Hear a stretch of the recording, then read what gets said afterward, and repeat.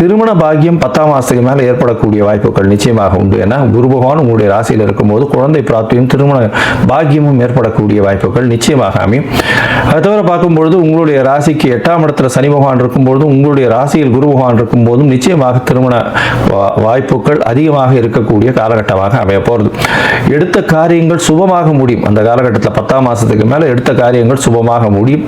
அது தவிர தீர்க்கமான சிந்தனைகள் ஏற்படக்கூடிய காலகட்டமாக அமைய போகிறது. இந்த காலகட்டத்தில் பார்த்தீங்கன்னா உங்களுடைய படிக்கக்கூடிய மாணவர்களுக்கு ஏற்றம் இருக்கும். அது தவிர வெளியூர் வெளிமாநிலம் வெளிநாடு போய் சென்று வரக்கூடிய காலகட்டமாக அமைய போகிறது.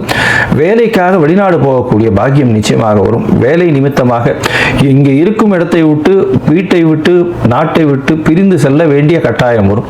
உடல் நலத்தில் ரொம்ப கவனமாக இருக்கிறது நல்லது. கழிவு பாதைகள் கழிவு உபாதைகள் வரக்கூடிய வாய்ப்புகள் நிச்சயமாக உண்டு. அது தவிர பார்த்தீங்கன்னா உங்களுடைய எலும்புகளில் பிரச்சனைகள் வரக்கூடிய வாய்ப்புகள் நிச்சயமாக இருக்கும். இந்த காலகட்டத்தில் பார்த்தீங்கன்னா நீங்கள் சூரிய நாராயணர் கோவில் போயிட்டு வாங்க. அதாவது தஞ்சாவூர் பக்கத்தில் சூரிய நாராயணன் கோவில் இருக்கு. சூரிய பகவானுக்குன்னு உண்டான கோவில்.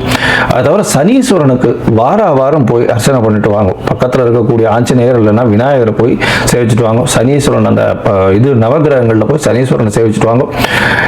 எண்ணெய் தானமாக கொடுங்க. அதாவது நல்லெண்ணெய் புதிய பாத்திரத்தில் அருகில் இருக்கக்கூடிய கோவில் அர்ச்சகருக்கு தானமாக கொடுங்க. உங்களால் என்ன கொடுக்க முடியுமோ அதை கொடுங்க. அது நிச்சயமாக ஒரு நல்ல ஏற்றத்தையும் மாற்றத்தையும் நிச்சயமாக கொடுக்கும். இருப்பினும் சிம்மராசிக்காரர்கள் இந்த வருஷம் கொஞ்சம் பொறுமையாகவே எந்த ஒரு டெசிஷனையோ எந்த ஒரு விஷயத்தையும் கையாள்வது மிகவும் நல்லது.